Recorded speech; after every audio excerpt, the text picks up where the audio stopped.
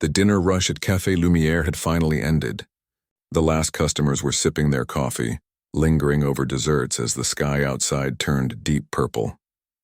Inside, soft golden lights reflected off the windows, making the small restaurant feel like it was floating in its own little world. Lynn wiped her forehead with the back of her hand and blew a strand of dark hair from her face. Her feet ached after 8 hours of running between tables, and her shoulders felt tight from carrying heavy trays. Still, she moved with practiced efficiency, clearing dishes and wiping down tables. The scent of coffee and pastries hung in the air, mixed with the fading aromas of the evening's special, garlic shrimp pasta that had sold out before 7. "You can head out if you want," said Raj, the evening manager, as he counted the register. "I know you opened this morning too." Lynn nodded but didn't immediately reach for her coat. "I'll just finish these last few tables," she said, gesturing toward the corner where an elderly couple was gathering their things. The truth was, Lynn wasn't in a hurry to leave.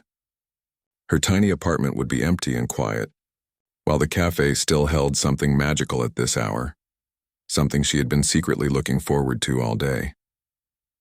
As she cleared the last table, the couple thanked her and pressed a generous tip into her hand. Lynn smiled, tucking the money into her apron pocket. Tips like this would help with next month's rent. She'd been saving carefully, dollar by dollar, though she rarely told anyone what for. "Good night, Lynn," called Raj, keys jingling as he prepared to lock up. "Don't forget to set the alarm when you leave." "Actually," Lynn said, her voice catching slightly, "would it be okay if I stayed a bit longer?" "I can lock up." Raj paused, then shrugged. "Sure, you know the code. Just make sure all the lights are off except the security ones." This wasn't the first time she'd made this request, and Raj had stopped questioning it months ago. He probably thought she just wanted a quiet place to read or rest before heading home. Little did he know. "Thanks," she said, relief washing over her. "See you tomorrow." As soon as the door closed behind him, Lynn quickly finished cleaning, putting chairs up on tables and sweeping the floor. Her movements were faster now, almost eager. When everything was in order, she dimmed the main lights and walked toward the small stage in the corner of the cafe. The stage wasn't much, just a slightly raised platform where local musicians played on weekend nights. Sometimes jazz trios, sometimes folk singers, occasionally a string quartet. The cafe was known for these music nights, which packed the place with customers who came as much for the performances as for the food. But the real treasure, at least to Lynn, was the upright piano that sat against the wall. It wasn't new or particularly fancy. Its dark wood was scratched in places and some of the ivory keys had yellowed with age. But it was well maintained and perfectly in tune, thanks to the monthly visits from a piano technician that the owner insisted on. Lynn approached it slowly, almost reverently. She ran her fingers lightly over the closed lid, then carefully opened it, revealing the keys that seemed to glow in the dim light. She pulled out the bench and sat down, adjusting her position like someone coming home after a long journey. For a moment, she just sat there, eyes closed, feeling the weight of the day melt away. Then, with a deep breath, she placed her hands on the keys and began to play. The first notes of Chopin's Nocturne in E-flat major filled the empty cafe. Lynn's fingers moved with a confidence and grace that would have shocked anyone who knew her, only as the quiet waitress who took their orders and refilled their water glasses. Her body swayed gently with the music, her face transformed by an expression of pure joy that her customers rarely saw. She had been playing since she was 6 years old, taught first by her grandmother, who recognized Lynn's natural talent. When her grandmother passed away, Lynn continued teaching herself using books and later online videos. She played on an old keyboard in her childhood home, and then on whatever piano she could find in school music rooms, community centers, and churches that left their doors open during the day, but she never played when others could hear. Something about performing for an audience filled her with a terror so complete that her fingers would freeze and her mind would go blank. A childhood recital disaster had scarred her deeply. She had forgotten the piece halfway through, and the memory of sitting paralyzed before judging eyes still haunted her. So she played in secret, finding empty rooms with pianos, playing when no one was around. When she started working at Café Lumière 3 years ago, and discovered she could sometimes stay after closing to use the piano, it became her private sanctuary. As the Nocturne flowed into a more challenging Beethoven sonata, Lynn's technical skill became even more apparent. Her small hands stretched to reach difficult chords, her fingers flying over complex passages with precision that would impress trained musicians. The music filled the cafe, bouncing off the windows and walls, surrounding her in a world of her own making. She didn't hear the door open. She didn't notice the figure standing in the shadows. Listening Pavel, the owner of Café Lumière, had forgotten his reading glasses earlier that evening. He'd come back to retrieve them, using his key to enter quietly. But the music had stopped him in his tracks. He stood motionless, barely breathing as he watched his timid waitress transform before his eyes. Lynn was lost in the music, unaware of anything else. As the sonata reached its thundering climax, her fingers struck the keys with power and confidence that seemed impossible coming from someone so small. Her entire body was part of the performance now, leaning into dramatic moments, pulling back for tender passages. When the final chords faded, Lynn sat still for a moment, eyes closed, hands resting lightly on the keys. The silence that followed seemed to hold all the emotion of the music that had just ended. Pavel wanted to applaud, to shout his amazement, but something stopped him. There was a privacy to this moment that he hesitated to break. Instead, he quietly backed toward the door, his glasses forgotten once again. Some discoveries were too precious to interrupt. He would pretend he never saw this, at least for now. Unaware of her audience, Lynn began another piece, this time something more modern. Her versatility was remarkable, moving from classical masterpieces to jazz standards, from complex Bach fugues to her own improvisations. For almost an hour, she played without pause, pouring all her hidden passion into the music. Finally, when her fingers began to tire, she closed the piano gently and stood up. The cafe felt different somehow, as if the walls themselves had absorbed the music and would hold it until tomorrow. Lynn felt lighter, her earlier exhaustion replaced by a peaceful calm that would help her sleep tonight. As she gathered her things and prepared to leave, she glanced at the piano one last time. This secret relationship with music was the brightest part of her life, even if no one else knew about it. Sometimes she wondered what it would be like to play when the cafe was full, to share this part of herself with others, but then fear would grip her heart and she would push the thought away. Lynn set the alarm, locked the door behind her, and stepped out into the cool night air. The street was quiet now. Most shops closed, just a few restaurants still showing lights. She pulled her jacket closer and began the walk to her apartment, humming softly to herself. She had no idea that tomorrow would be different, that her carefully separated worlds were about to collide, that Pavel had recognized something extraordinary tonight and was already making plans, that the cafe's regular pianist would call in sick just before the most important performance of the season, that Lynn's secret talent was about to be thrust into the spotlight. For now, she was simply a tired waitress walking home after a long day, carrying music in her heart that no one else could hear. Yet, the morning sun streamed through the windows of Café Lumière, casting long rectangles of light across the polished wooden floor. Lynn arrived early as usual, tying her apron around her waist and preparing for the breakfast rush.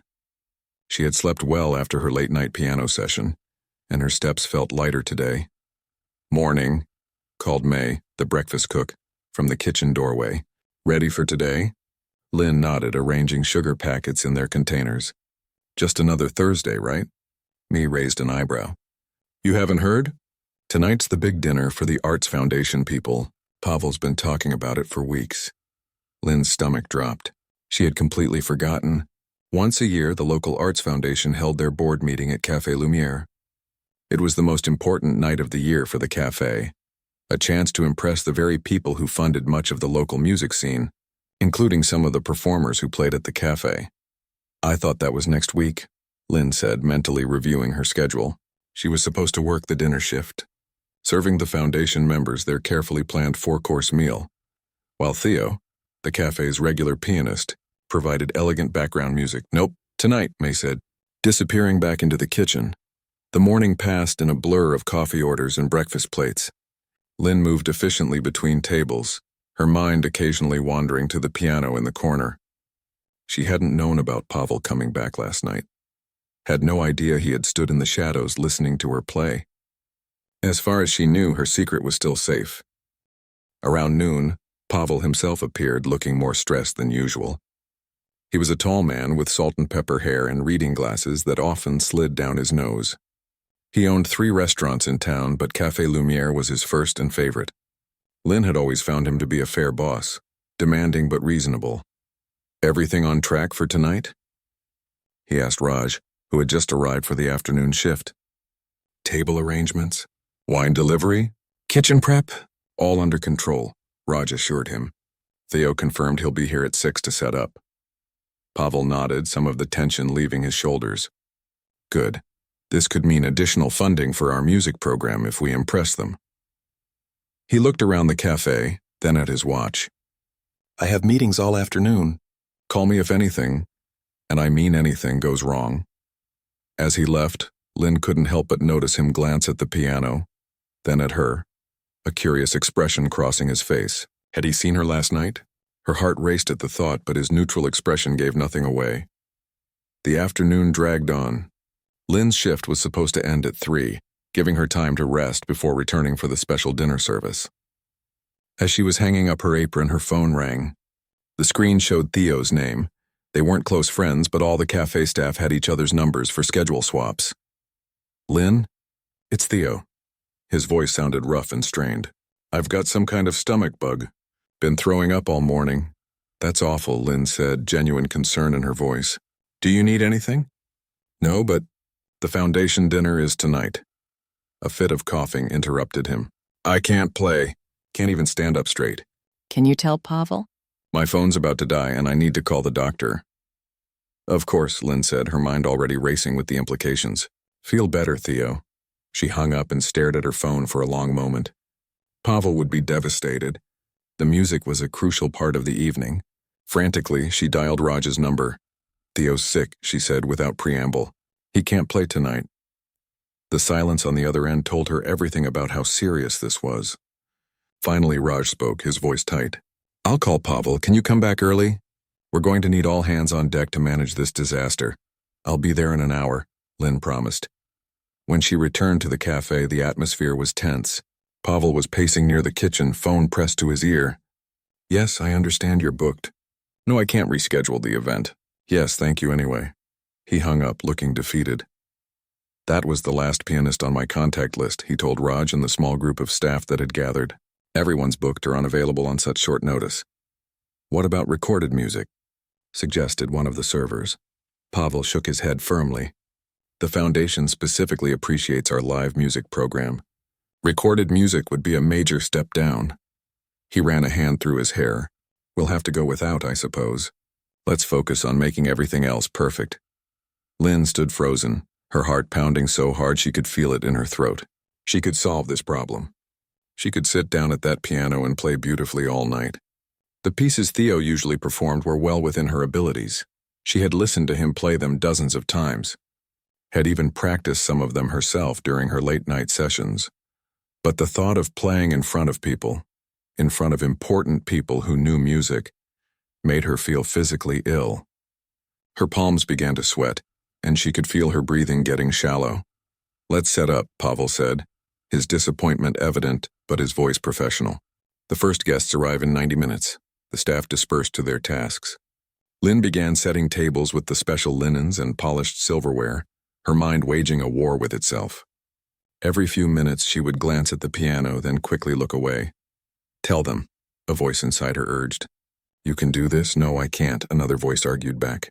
"Remember what happened last time?" She was 12 years old again, sitting at a piano on a school stage, freezing as the notes fled from her mind, as the whispers and then awkward coughs filled the silence, the crushing shame that had followed her for weeks afterward. The cafe door opened and Lynn looked up, expecting to see another staff member. Instead, she saw an elegant older woman peering in, her silver hair pulled back in a neat bun, her clothes simple but clearly expensive. "Hello?" the woman called. "Are you open?" Lynn set down her stack of napkins. "We opened for dinner at 5, but we're hosting a private event tonight." The woman nodded. "I know, I'm Vivian Chen from the Arts Foundation. I'm early. Thought I'd get the lay of the land before our meeting." Lynn's eyes widened slightly. This was one of the board members, arriving an hour early. "Of course. Please come in."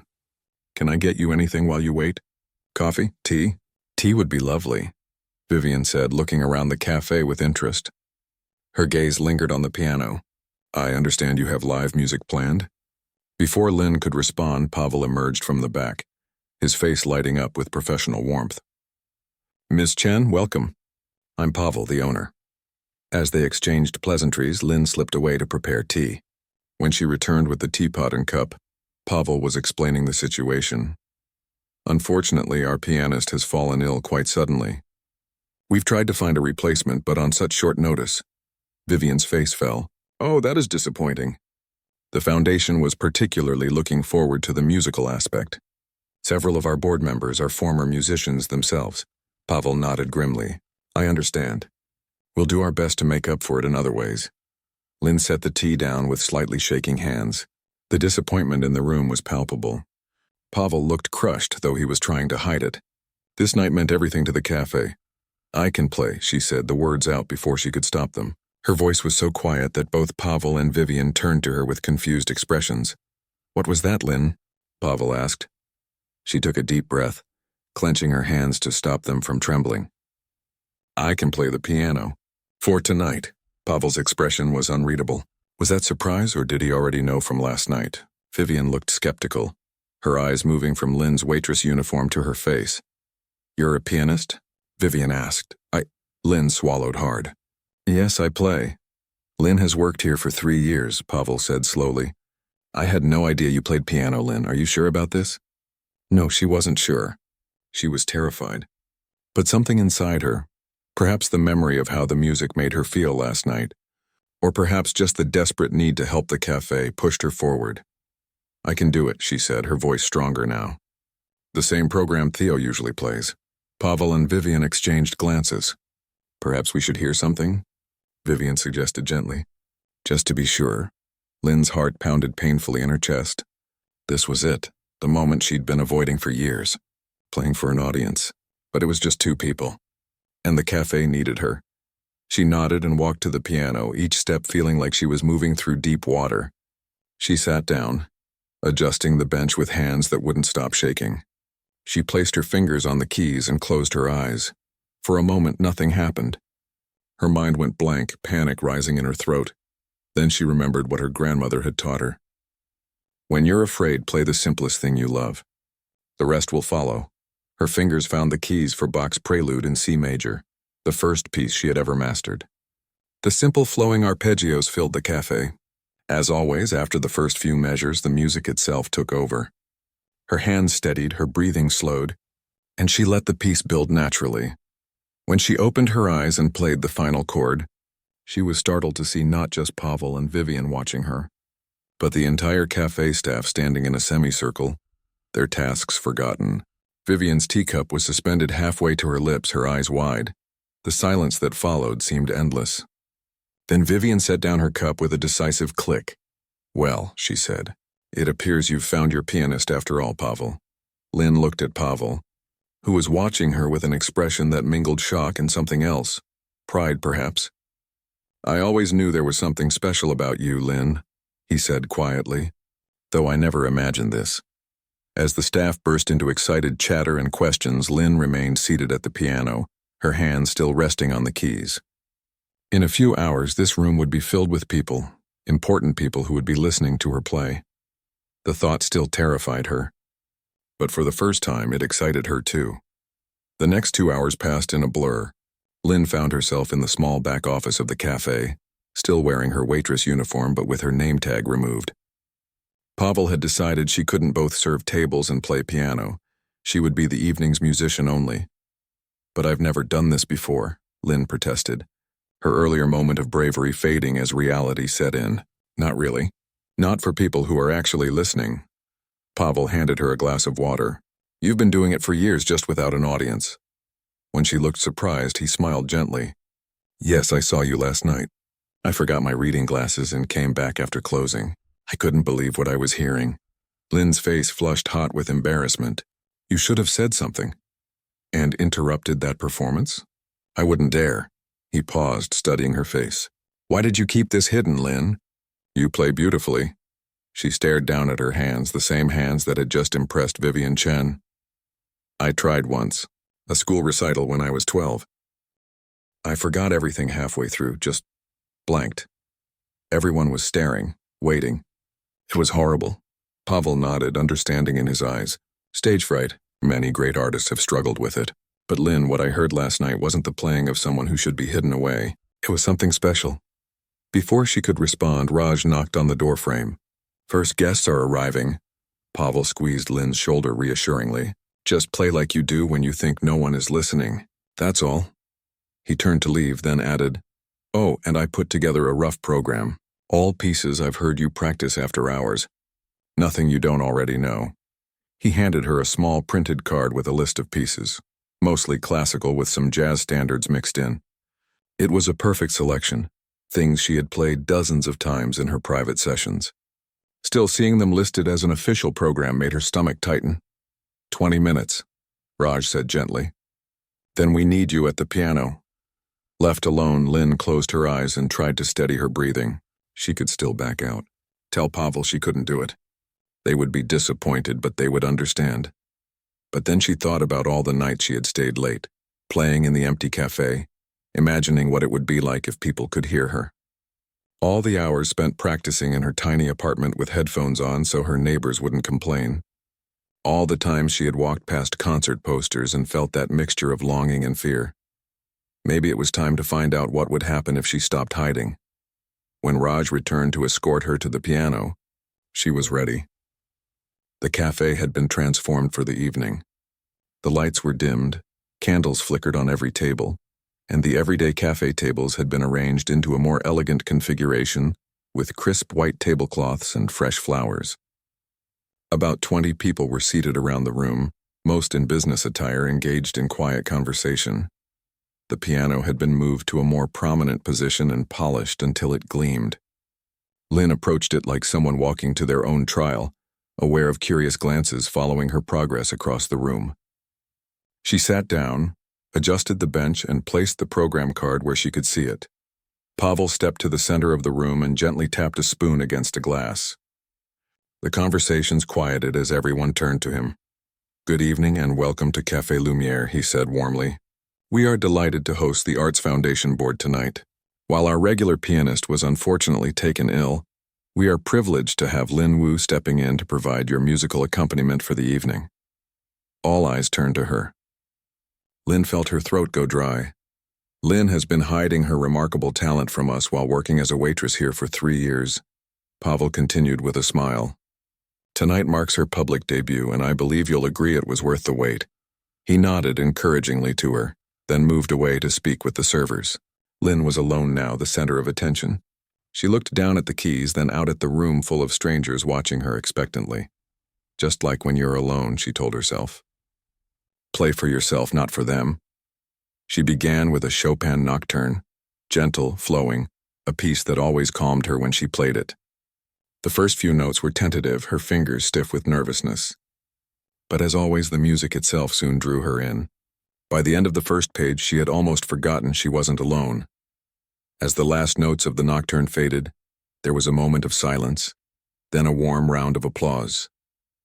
Lynn glanced up briefly, catching glimpses of pleased expressions and nodding heads.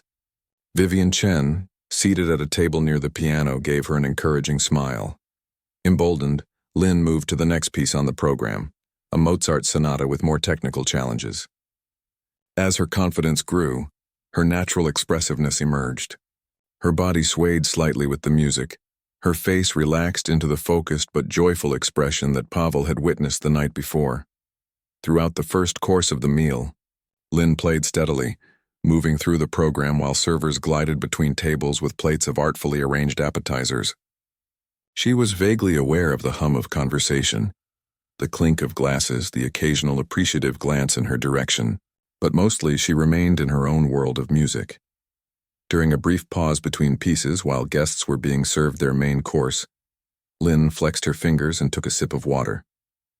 Vivian approached the piano, leaning in to speak quietly. "You play beautifully," she said.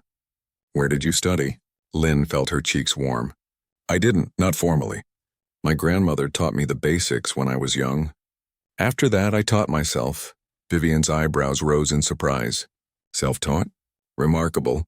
And you work here as a waitress, Lynn said, feeling strangely defensive. For 3 years now? Vivian seemed to be considering something. Would you play the Debussy next? Claire de Lune has always been a favorite of mine. It wasn't on the program, but Lynn knew it well. Of course. As Vivian returned to her seat, Lynn noticed several other guests watching their interaction with interest. She took a deep breath and began the Debussy piece, its dreamy, impressionistic quality filling the room. Something shifted during this performance. Perhaps it was the growing confidence, or perhaps it was the way the music itself seemed to transform the atmosphere of the room. Conversations quieted. The servers paused in their duties, standing still to listen. Even the kitchen staff peeked through the swinging doors. When the final chords resolved, there was a moment of complete silence before the applause began, stronger this time, with several people nodding appreciatively to each other.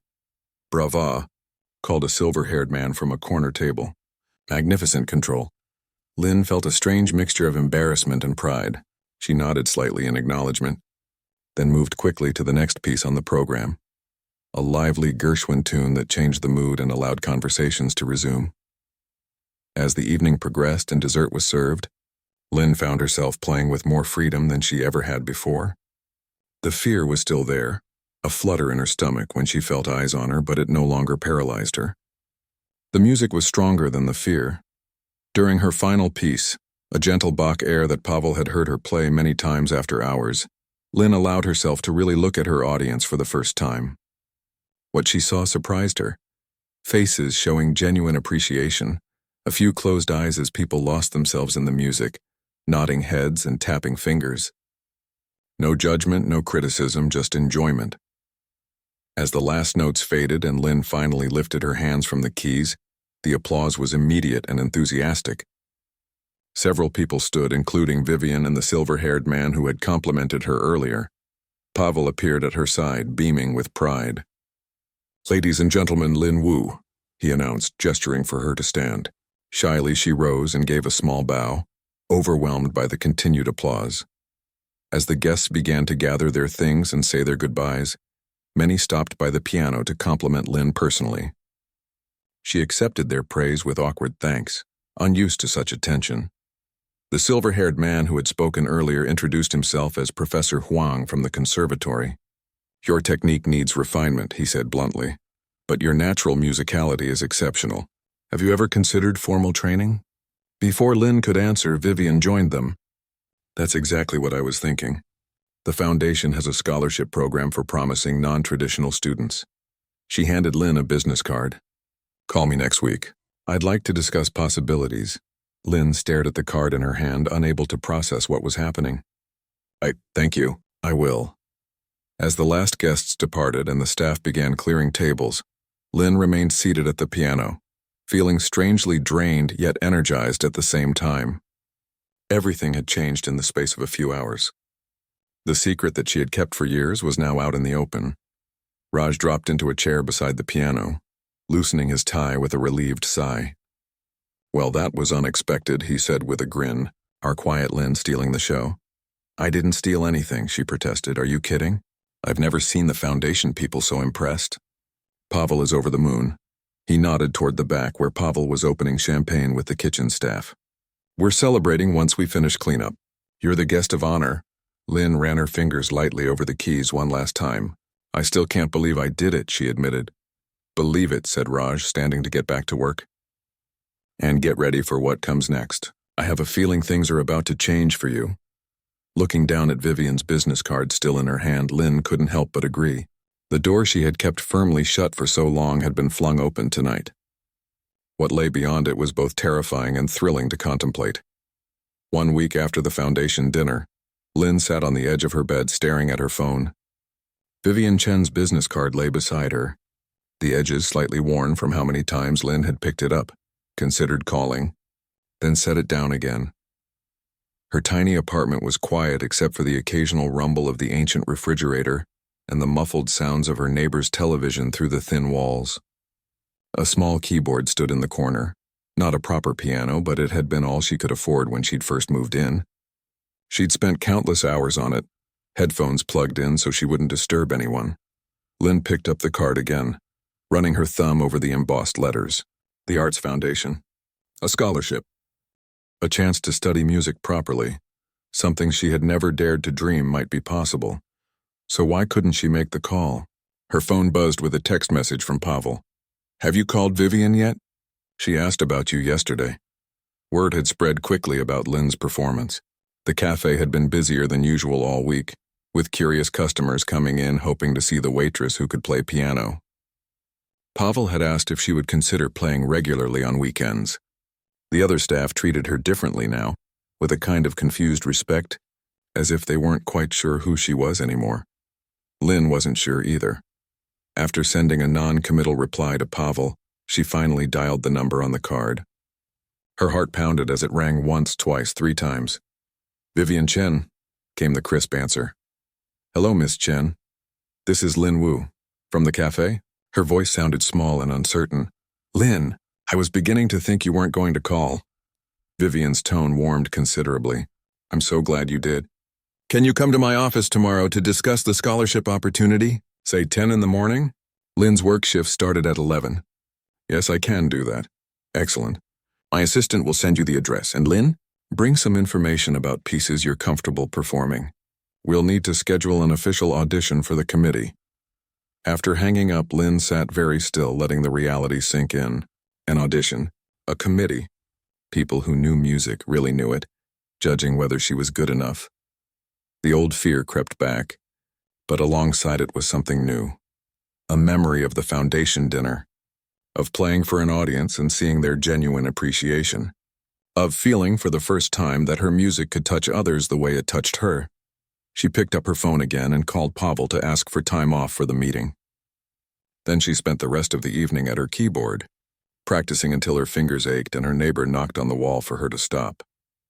The next morning, Lynn stood before a sleek downtown building that housed the Arts Foundation offices.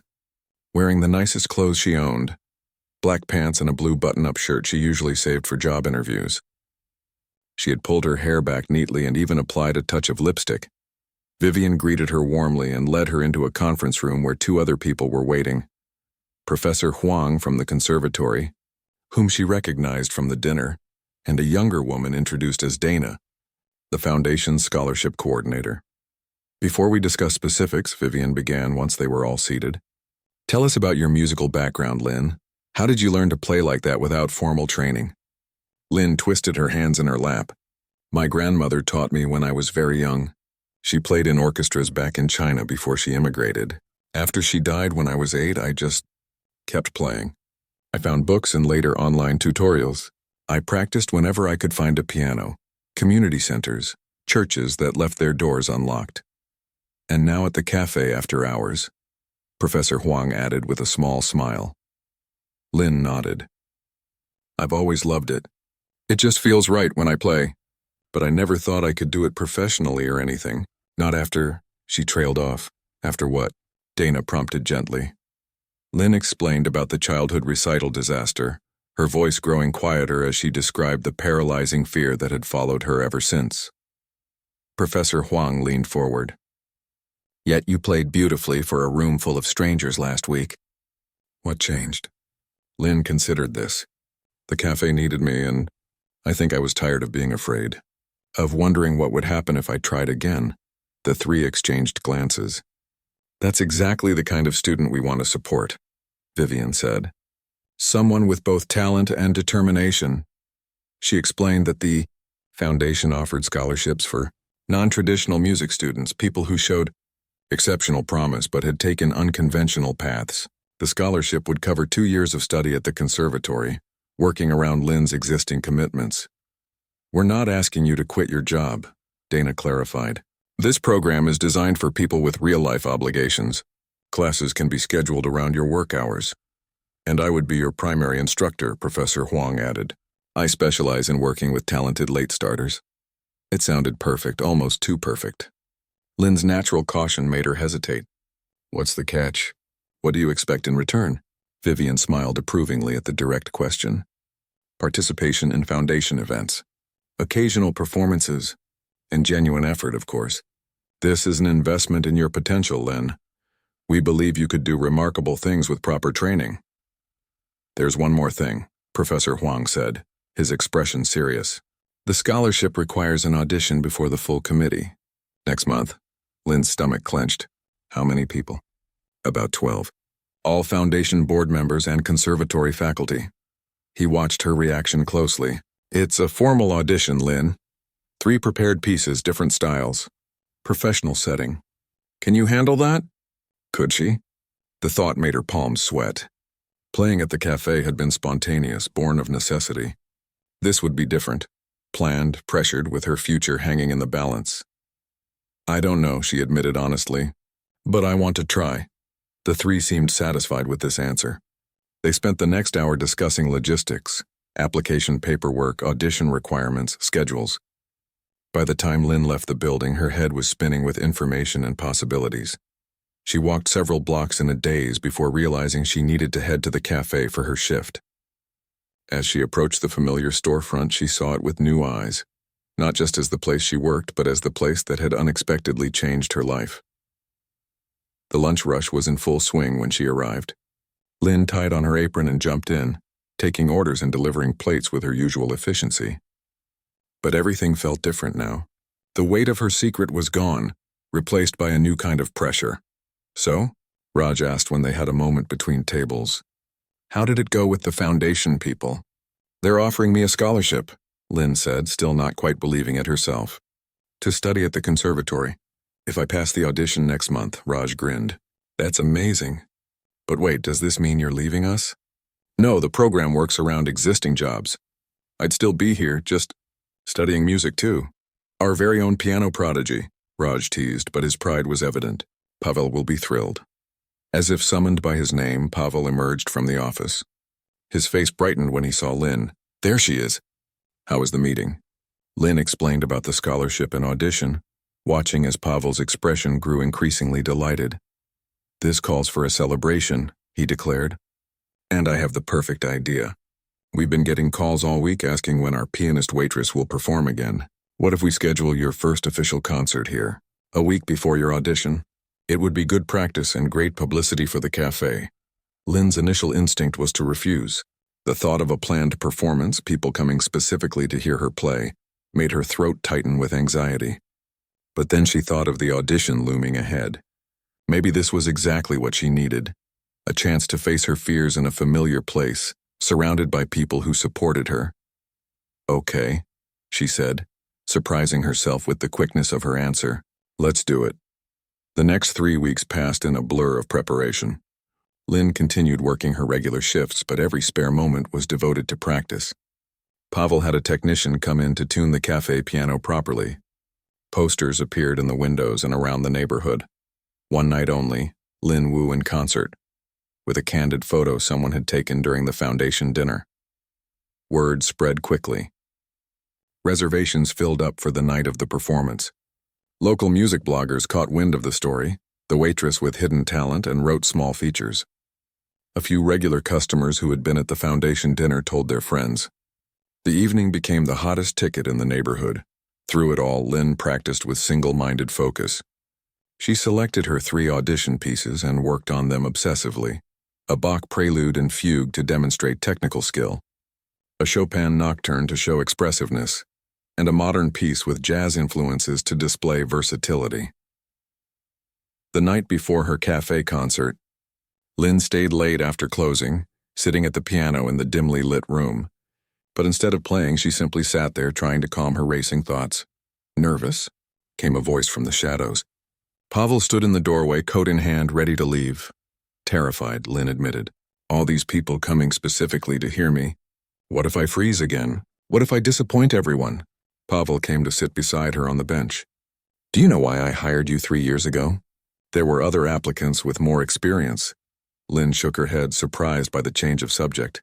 You had this quiet determination about you. You didn't talk much, but I could see how hard you worked, how carefully you listened. He smiled gently. The same qualities that make you a good waitress make you a good musician. Lynn, attention to detail, dedication, the ability to keep going even when things are difficult. This is different, Lynn whispered. If I mess up tomorrow, Then you'll have learned something valuable before your audition, Pavel finished for her. But I don't think you will. I think you'll be magnificent, just like you were that night. The only difference is now you'll be playing as your true self, not hiding anymore. As Lynn walked home that night, Pavel's words echoed in her mind. Her true self. For so long she had been divided. The quiet, efficient waitress in public, the passionate pianist in private. Now those two parts of her were merging, and it was both terrifying and liberating. In her apartment, she sat at her small keyboard one last time, not to practice the notes, she knew those perfectly, but to remind herself why she played at all. Not for applause or recognition, but because music was the language that made the most sense to her, the way she could best express what was in her heart. Tomorrow, she would share that language with others. And for the first time, the thought filled her with more excitement than fear. The evening of Lynn's concert arrived with a strange mixture of rain and sunshine, creating a golden glow over the street outside Café Lumière. Inside, every table was filled with extra chairs squeezed into corners and along walls. The usual cafe setup had been rearranged to create a more concert-like atmosphere, with all tables facing the piano. Someone had brought flowers, which now sat in a simple vase atop the piano. In the back office, Lynn paced nervously. She had chosen to wear a simple black dress, borrowed from May, the breakfast cook, with her grandmother's jade pendant, the only piece of jewelry she owned. Her hands felt cold despite the warm evening, and her stomach was tied in knots. Raj poked his head in. Full house out there. Standing room only. Lynn closed her eyes briefly. That doesn't help, Raj. Sorry, he said with a sheepish grin. Just thought you'd want to know how many people came to hear you. There's even a reporter from the local paper. Lynn groaned. Definitely not helping. Pavel appeared behind Raj, gently pushing him aside. 5 minutes, Lynn, are you ready? She wasn't sure she'd ever be truly ready, but she nodded anyway.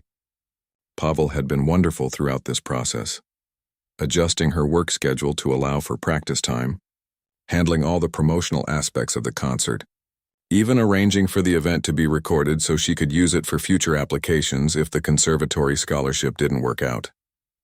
Remember, Pavel said, his voice gentle, these people are here because they want to support you. They're on your side. Lynn took a deep breath and followed him out of the office. As they approached the main cafe area, she could hear the buzz of conversation, the clink of glasses, the anticipation in the air. It paused briefly as people noticed her, then swelled again with whispers and movement as she made her way to the piano. The bench felt different tonight, more exposed somehow, with all eyes openly on her. Lynn adjusted it slightly, then looked up at the room full of faces. Some she recognized, regular customers, other staff members, even her next-door neighbor. Others were strangers drawn by the story of the waitress pianist. In the front row sat Vivian Chen and Professor Huang, both smiling encouragingly. Near them was a young man with a notepad, the reporter, she guessed. And scattered throughout were the people she had served coffee and meals to for years, now looking at her with curious expectation. Pavel stepped forward to introduce her, saying a few words about discovering her talent and how proud the cafe was to present her first official concert. Lynn barely heard him, focusing instead on controlling her breathing, on reminding herself why she was there. Then it was time. The room quieted as Pavel stepped away, leaving Lynn alone at the piano. For a moment she sat frozen, the familiar panic threatening to overtake her, the silence stretched, becoming uncomfortable. Someone coughed. Lynn stared at the keys, unable to move. Then, from somewhere in the middle of the room, a child's voice piped up, "Play something pretty." A ripple of gentle laughter broke the tension. Lynn looked up, finding the source. A small girl, perhaps 7 or 8, sitting with her parents. The girl smiled brightly, unaware of the relief she had just provided. Lynn smiled back and felt something settle inside her. "I'll try," she said, loud enough for everyone to hear. It was the first time she had spoken to an audience, and the simple exchange somehow made the room feel less intimidating. She began with Bach. The structured, mathematical beauty of his music had always grounded her. As her fingers found the familiar patterns, the world narrowed to just her and the piano. By the end of the piece, her shoulders had relaxed, and when the applause came, she was able to look up and acknowledge it with a small nod. The program continued with selections from her audition pieces and a few cafe favorites, the jazz standards that regular customers would recognize from background music during dinner. With each piece, Lynn grew more comfortable, more expressive. She still kept her eyes mostly on the keys, but occasionally would glance up to see the reactions, finding encouragement in the focused attention of the audience. Halfway through the concert, during a brief pause while Lynn sipped water, Vivian leaned over to Professor Huang and whispered something. He nodded, his expression thoughtful. Lynn wondered what they were discussing. Her technique? Her posture? Her chances at the audition? She pushed the thoughts away and continued with her program. For her final scheduled piece, Lynn had chosen Debussy's Clair de Lune, the same piece Vivian had requested during the foundation dinner.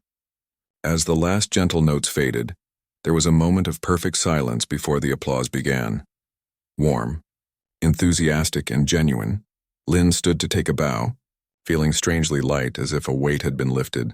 The applause continued, showing no signs of stopping. Pavel appeared at her side, handing her a small bouquet of flowers. "They want an encore," he said quietly. An encore. She hadn't prepared one. Lynn looked out at the applauding crowd, at the smiling faces, at the little girl who had broken her initial paralysis. And suddenly she knew what to play. Sitting back down, she waited for the room to quiet. "This is a piece my grandmother taught me," she said, her voice soft but steady. "It was the first thing I ever learned to play. It was a simple Chinese folk song, one that told the story of a bird learning to fly." Lynn had played it countless times over the years, returning to it whenever she felt lost or uncertain. Its familiar melody filled the cafe, bringing with it memories of her grandmother's patient hands guiding her own, of the joy on the old woman's face when Lynn had finally played it correctly. When she finished, Lynn realized her cheeks were wet with tears. The applause this time was different, respectful, moved, understanding. As she stood to take her final bow, she felt something had been healed inside her. The circle that had begun with that disastrous childhood recital felt somehow complete. After the concert, the cafe transformed back into its usual self, though with a celebratory atmosphere. Pavel had prepared a special menu, and many audience members stayed to enjoy the food and discuss the performance. Lynn found herself surrounded by well-wishers, accepting compliments with increasing grace, though still with a hint of shyness. The reporter asked for a brief interview, which she navigated carefully, keeping the focus on the music rather than herself. Vivian and Professor Huang both congratulated her and discussed some technical aspects of her playing that could be refined before the audition, constructive notes that Lynn appreciated rather than feared. Later, as the crowd thinned, Lynn found herself sitting at a corner table with Pavel, Raj, and May, all still buzzing from the event's success. "So," Pavel said, raising his glass in a toast, "how does it feel to be a pianist instead of just a waitress who plays piano?" Lynn considered this. "I'm still both," she said finally, "and I think that's okay." "More than okay," May agreed. "Though we might need to adjust the schedule if you become famous." They all laughed, the moment light and full of possibility. 6 months later, Lynn stood in the back hallway of Café Lumière, watching as workers installed the new sign outside.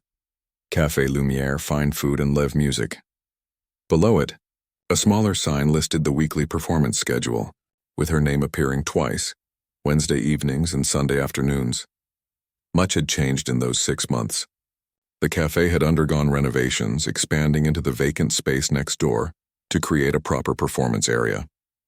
The old upright piano had been replaced by a beautiful used baby grand, a joint investment by Pavel and the Arts Foundation. Lynn's audition had been successful, earning her the scholarship and a spot in Professor Huang's masterclass. And her story had spread beyond their neighborhood, bringing new customers and opportunities to both Lynn and the cafe. "What do you think?" Pavel asked, coming to stand beside her. "It's perfect," Lynn said, meaning more than just the sign.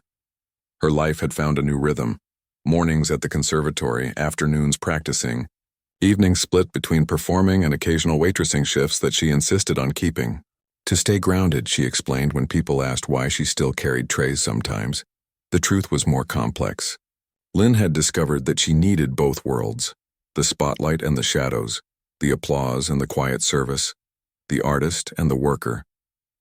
Each role enriched the other, creating a balance that felt right to her. As the evening's first customers began to arrive, Lynn moved toward the piano. Her stage fright hadn't disappeared entirely. She still felt butterflies before each performance, but it had transformed from paralyzing terror into manageable excitement. She had learned to channel the nervous energy into her playing, making it more vibrant, more alive. Taking her seat at the piano, Lynn looked up at the framed photo Pavel had hung on the wall nearby, a snapshot from her first impromptu performance at the Foundation dinner, capturing the moment when a waitress had stepped into the spotlight and found her voice. Beside it hung her old apron, preserved behind glass like a treasured relic. Lynn smiled at the pairing as she began to play. The journey from one to the other hadn't been a straight line, but a winding path of fear and courage, of hiding and revealing, of serving and shining. And somehow, remarkably, she had found a way to be both, the waitress and the pianist, each role enriching the other, creating a life that felt truly her own. As the music filled the room, drawing in listeners both old and new, Lynn played with the confidence of someone who had finally found where she belonged, not just at the piano or behind the counter, but in the space between, where ordinary life and extraordinary talent met to create something beautiful,